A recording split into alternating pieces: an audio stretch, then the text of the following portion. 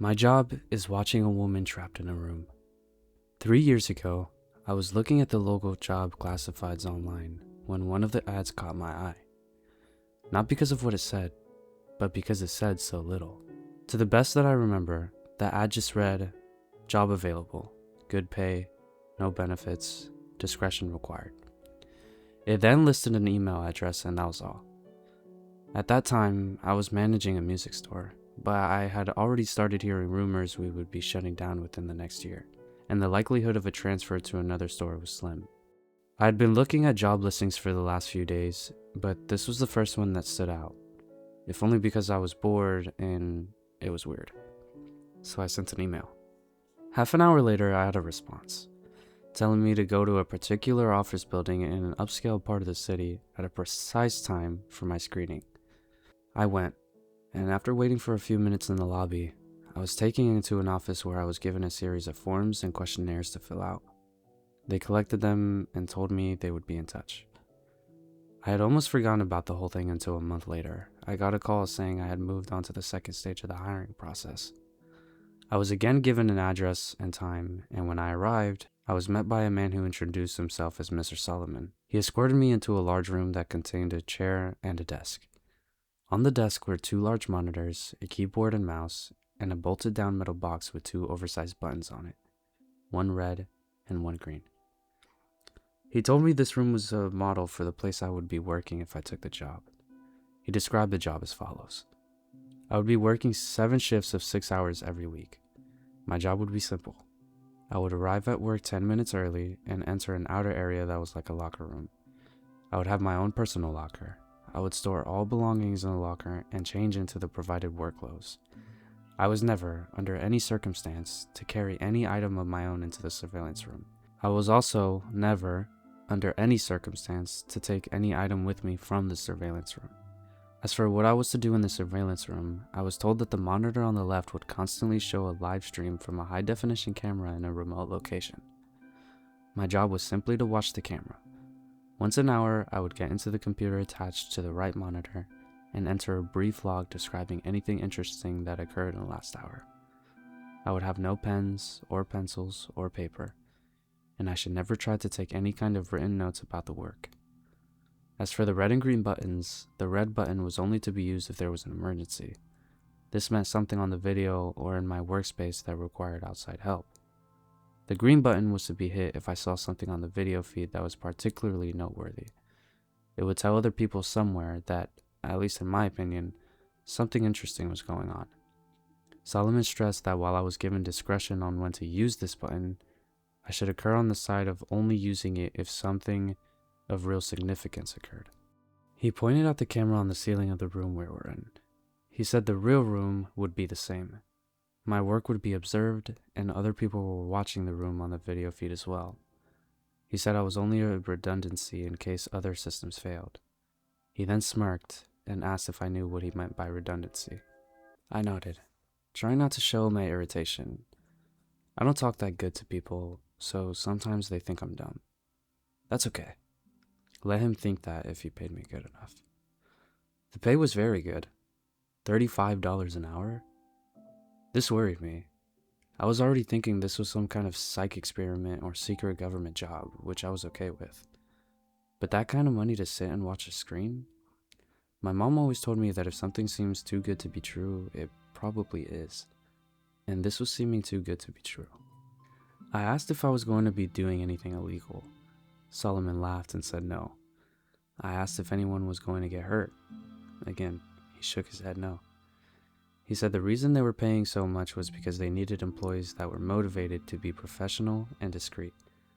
The work they were doing was very important, and for various reasons, it couldn't be discussed. If I took the job, I would have to sign papers promising I would never discuss my work here, or I could be sued or locked up.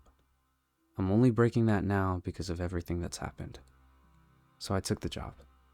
And because they wanted me to start right away, I had to quit the store with no notice. I felt bad about that, but I was excited about the new job too. It was a lot of money and seemed like easy enough work, if a bit boring. I was nervous that there was something more to it, but I told myself I would just have to see. No point in chickening out, and wasting a good chance because I let my imagination go crazy. I was given the location of the job itself, and when I went there, I was amazed that it really was just like the model room I had been shown with only a few differences. There was a locker room you had to pass through to enter the surveillance room, and there was a small bathroom attached to the real surveillance room also. The real room had a small water cooler in the corner, but because I wasn't allowed to bring anything in with me, I had to eat before or after every shift. The biggest difference, of course, was that the monitors were turned on. The right monitor was just a black and white terminal, like you see in movies sometimes. I could type in my logs, but no internet to look at or anything like that. But the left monitor, it was a video from a room. You would call it a bedroom, I guess, because it had a bed in it, but it had lots of other stuff too. A TV, a sofa and chairs, a couple of tables, and plenty of empty space in between. The camera must be high up in a corner because I could pretty much see everything except for the far sides of furniture. At first, though, I didn't notice any of that stuff. All I saw was her. She looked to be a little bit older than me and was very pretty. When I first saw her, she was laying on her side on the sofa. That was the part of the room furthest from the camera, but the picture was very clear, and I could tell that she was sleeping.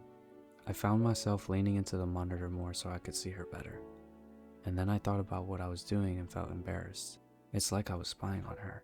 A peeping Tom, my mom used to call it. I didn't want to be a peeping Tom, but I didn't want to be silly either. I needed to think about it slow. And it was a good job, and I wasn't doing anything wrong, right? I wasn't hurting anybody. The woman looked fine, and the room was nice. She probably agreed to be there, and it's all some sort of experiment or something. I was just overreacting. So I sat down in the chair and began my work. It didn't take long before I understood more. The woman, I took to calling her Rachel, wasn't there of her free will. I never saw her hurt, but it was clear that she never left that room except to go into what I think is a bathroom area that my camera couldn't see. Well, she never left the room on her own. Periodically, usually a couple times a week during my shifts, men and women in strange-looking outfits would come in and take her from the room. Sometimes she would struggle, but usually she would just go along with her head hung low. They would always bring her back, though the times when she wasn't brought back during my shift were always the worst for me. I would worry about her until I got to work the next day and saw her in the room watching TV or painting. She never looked hurt or even that upset except for when they took her. And even when she fought, they were always gentle with her. Still, I knew something was wrong. I considered quitting the job or hitting the red button and getting someone to come so I could get some answers, or calling the police and showing them what the camera was showing me. Except I was scared. Scared of losing my job, and scared of what these people might do to me if I quit or told on them. Solomon had told me when I took the job that part of being discreet was not asking questions. I would never be asked to do more than I had already been told, but I could never tell anyone what I did or saw, and I could never ask questions about what I was doing or why. So I made excuses. It was all an experiment. She was crazy or sick, and they were trying to help her. She was doing a job just like I was. Or if she really was a prisoner somewhere, at least I was watching to make sure that she was okay.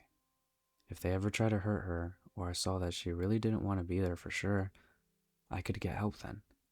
In a way, I told myself, I was helping to protect her by watching. I don't expect you to think much of my excuses. I don't think much of them myself, especially now. But in my defense, when things changed, I didn't ignore it or try to explain it away. I knew something had to be done. Rachel would usually paint for an hour or two every day, and it seemed to always be during my afternoon shifts. The room had no windows as far as I could tell, but I guess she either used a clock or her own body's time to keep a kind of schedule. I always liked to watch her paint. The thing she was painting was always facing the wrong way for me to see it, but I could see her face as she worked. She always looked peaceful and happy when she was painting. And seeing her that way, smiling serenely from time to time as she got something the way she wanted it, always made my day. I first noticed something was wrong when she started painting more frequently a few weeks ago. Her expression was more focused and serious, and there was a tension to her movements that I wasn't used to seeing.